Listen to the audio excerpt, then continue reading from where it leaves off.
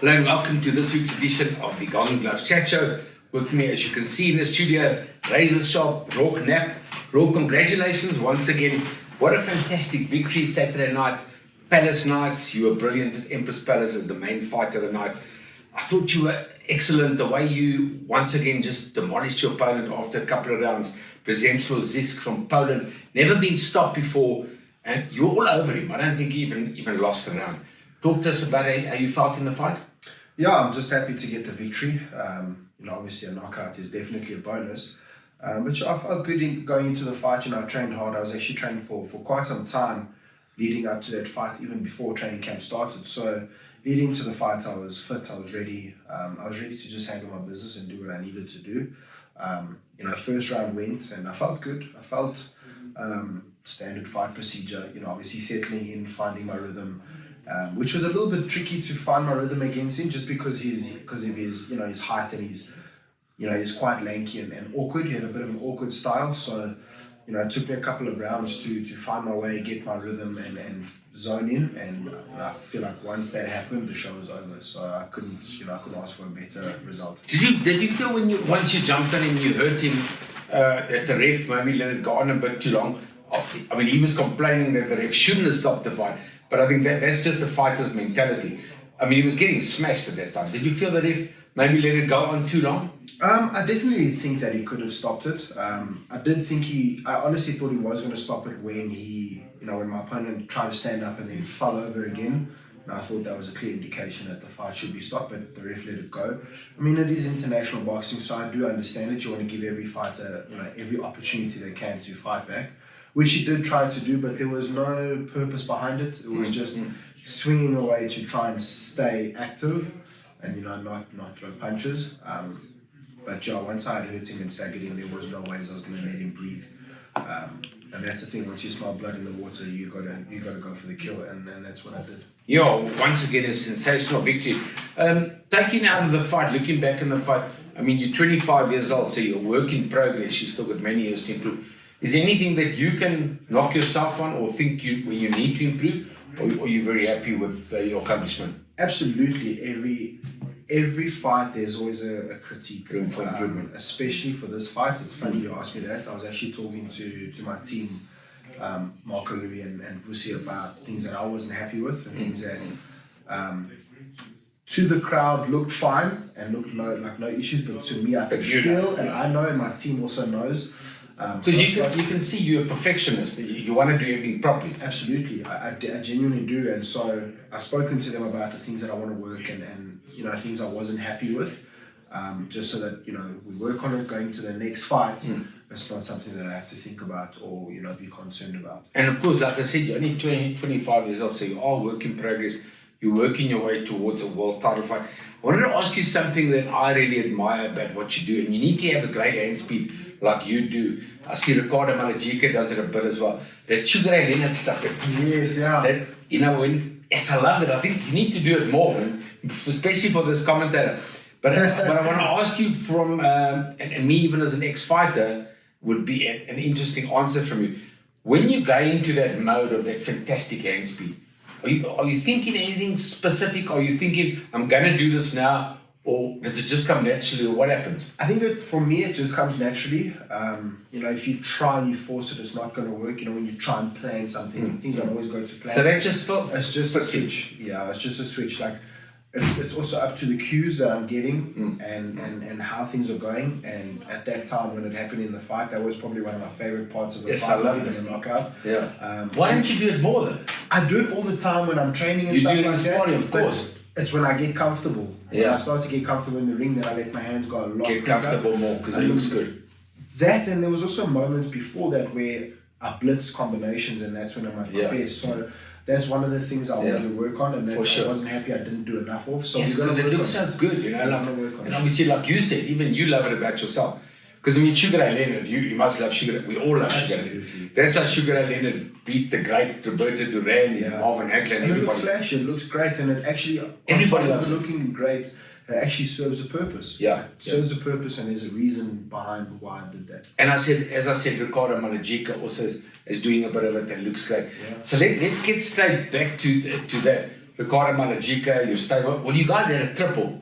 Great victory for all of you as headlining the bull. Let's just talk quickly. Ricardo, Magic Man, Malajika, who's one of your stable mates, a youngster in the stable, also 25 like you, winning that IBA Junior Bantamweight World Title. You must be proud of him and like the gym he is in South Africa is. Absolutely. You know, we're all proud of each other. I'm proud of everybody in that gym, not even just who fought on the night, you know, on Saturday night. But I'm definitely proud of Ricky because, you know, behind closed doors we talk a lot. And, you know, he'd ask me for a bit of advice and I'd ask him how he's doing, how he's feeling and stuff like that. We'd have some good conversations. So I knew leading into the fight how much it meant to him and what was going on in his mind and what was, you know, weighing on his heart. So I would talk to him and make sure that he was okay and, you know, just try and keep him, you know, zoned in and he looks up to you, yeah. Not worry about unnecessary things around it. And it paid off and I was very happy to see that. I love nothing more than to see my teammates succeed. So it was very rewarding for myself to see him do something. And he deserves it not only for him but for his family. Yeah. I'm very happy for him. For the Malajika, the 6 fighting brothers for little town of South Hills, his kids, making his history. wife, absolutely. It's really nice. And as you know, Roarke, he's such a good kid. He's in the gym every day. He lives in the gym. That's it. So, you know, somebody that gives their life to boxing deserves it. Yeah. I thought he fought well. I thought the Argentinian was tough and came to fight. And Ricardo just did what he had to do. You know, he stayed focused and boxed a nice calculated fight. Well, essentially, he boxed exactly what was in front of him. You know, we know the Argentinians, the Mexicans, the Spaniards, they're all hard and tough. You know, they've got that come forward style, very aggressive, that don't let you breathe. And he handled it very well. I mean, it is a heavyweight world title fight, and he fought and did what he needed to do.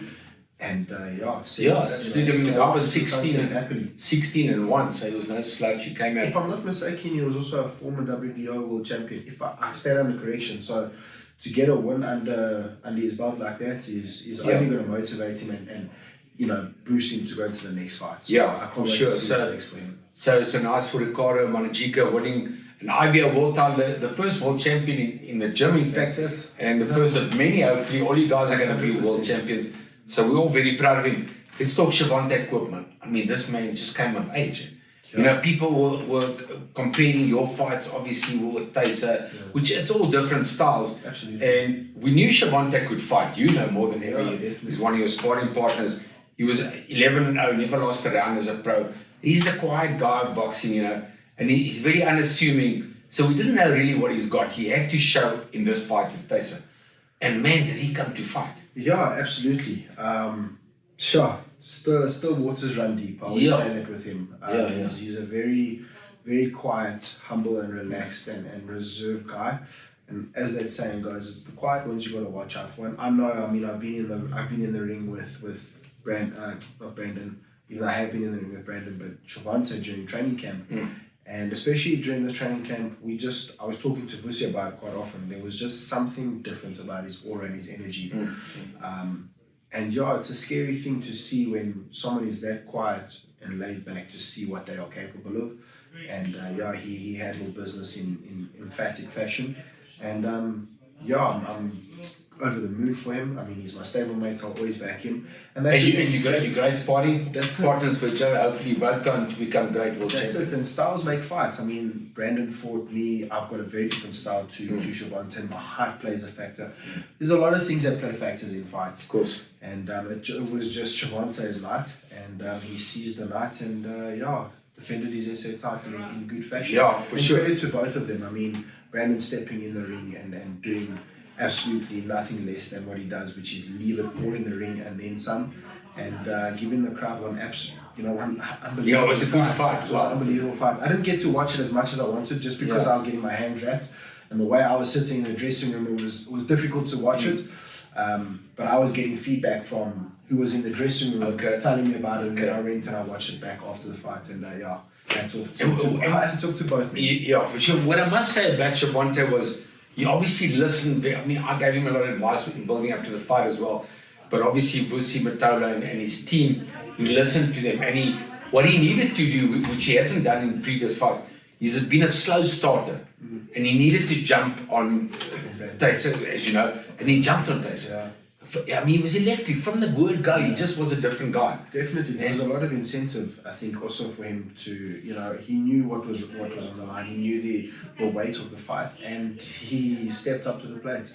Yeah, for sure. And then there's a 50-50 for me with what Damien Durant did. I think from one side of my 50%, it was a noble thing for him to stop the fight, to think of Brandon's future and his health and his child at home and all that. But the other 50% of me thinks like, Brandon looked okay sitting in the stool. If I was the fighter, I would sit. No, I want to get knocked out rather. Sure. So how do you look at that? You know what? I can't disagree with you. And listen, Damien also knows Brandon better than most of us will. So I think, there's a lot that goes on behind closed doors that we possibly don't know of. And they've also got the type of relationship where I think it's deeper than coach-fighter. I think that there's a love there. And when you see someone that you love not performing at what they're capable of, I think that obviously raises a few questions and also, raises a few concerns. I think Damien was spot on with making the call that he did because of, the family and the newborn baby and so on. And, that's definitely not going to be the end of Brandon. Yeah, I think he's still one hell of a competitor. I agree with you, As I'm sitting listening to you, I'm thinking, let me rephrase it. I'll go 51-49. Yeah. That Damien Durant did the right thing because he did, because Tyson was behind on points, he needed a knockout to win. And he saved him for another day. Brandon He's one of those guys, in my opinion, where he's far too tough for his own good. Yeah.